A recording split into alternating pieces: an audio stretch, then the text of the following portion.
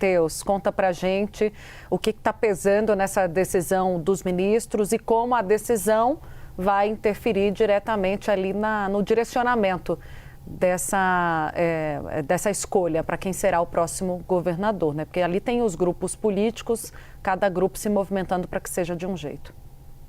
Boa tarde, Tainá, Uribe, todo mundo que nos assiste. O Supremo Tribunal Federal nos bastidores está dividido sobre o futuro das eleições no Rio de Janeiro.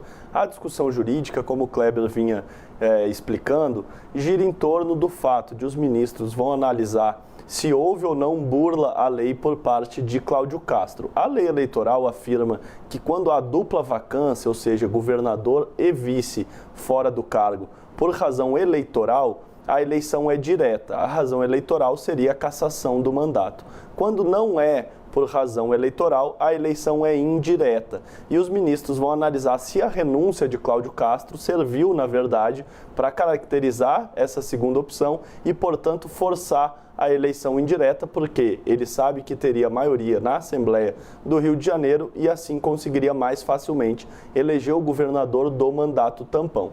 Os ministros, porém, uma parte deles entende que houve sim uma burla, um drible à lei, porque Cláudio Castro renunciou pouco antes de ser cassado pelo TSE e quando o placar já estava 2-0 pela cassação dele. Se ele estivesse no cargo no momento da cassação, a eleição automaticamente seria direta e com isso ele teria, portanto, que disputar a eleição, o grupo dele teria que disputar a eleição e vencer o pleito para conseguir permanecer no poder. Ele não, ele renunciou um pouco antes e com isso forçou a eleição indireta e ele tem maioria na Assembleia e com isso ele conseguiria eleger o governador do mandato tampão e, consequentemente, o grupo dele estaria com a máquina pública na mão para a eleição de outubro. Por outro lado, apesar de haver o entendimento de que sim, Cláudio Castro driblou a lei eleitoral, há uma preocupação sobre o Supremo Tribunal Federal fazer com que o Rio de Janeiro tenha um permanente clima de campanha eleitoral nesse ano. Porque se for determinada uma eleição direta, nós teríamos uma eleição provavelmente no começo de junho e, portanto, aí uma parte de abril e de maio em campanha eleitoral para o mandato tampão e logo na sequência já começaria de novo a campanha, agora a campanha de verdade mesmo, que o Brasil todo terá para as eleições de outubro.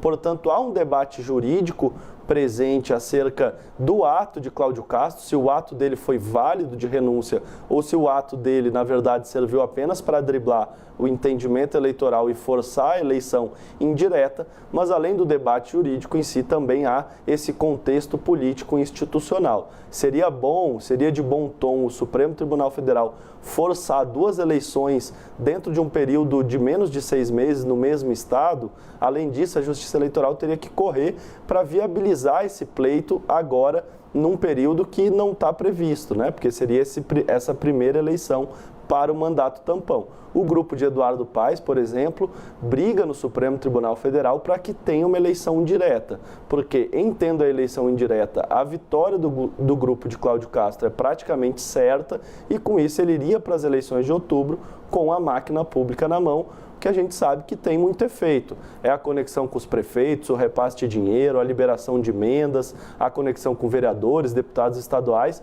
Portanto, a máquina pública, em qualquer eleição, tem muita influência e é por isso que um grupo do Supremo Tribunal Federal entende que houve uma burla, houve um drible de Cláudio Castro à lei para manter o grupo dele no poder e, com isso, ir para as eleições desse ano de outubro com a máquina na mão. Esse é o debate jurídico, mas por trás também tem esse debate institucional de forçar duas eleições muito próximas uma da outra.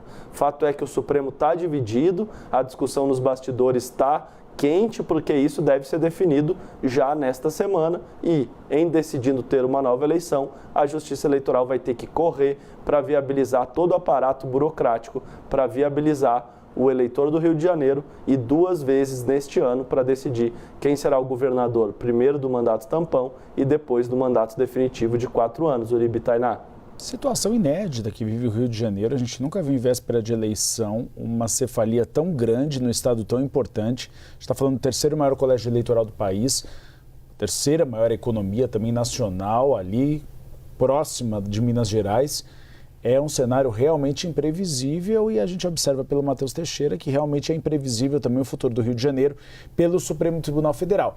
Por isso, o Matheus vai trabalhar 24 horas, inclusive recebeu até um aumento para isso, para acompanhar o que está acontecendo e as mudanças que me deu o no aumento, Supremo Tribunal né, Federal.